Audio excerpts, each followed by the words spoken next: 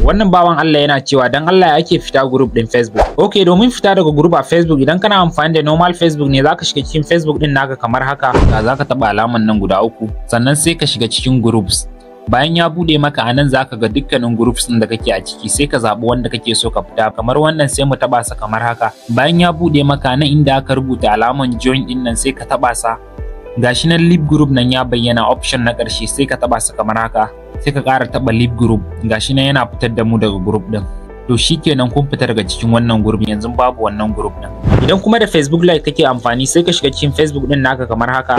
Bayan ka shigo cikin Facebook Lite ɗinka sai ka taba digon nan guda uku sannan sai ka shiga cikin groups. Bayan ya bude maka anan ne za ka ga group din da kake a ciki sai ka taba wanda kake so ka fitar da kinsa.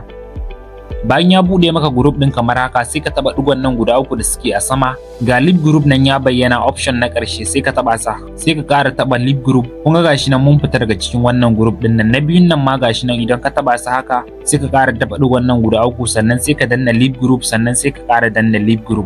To shikenan mun fita daga cikin dukkanin group din. Kun ga yanzu ba mu a cikin kowane group. Domin shiga group din mu ka danna link din da ke bio dina. Idan kun ji daɗin wannan sabon bidiyon ku yi sharing wa sauran al'umma domin su ma su amfana sai mun haɗu da ku a next video.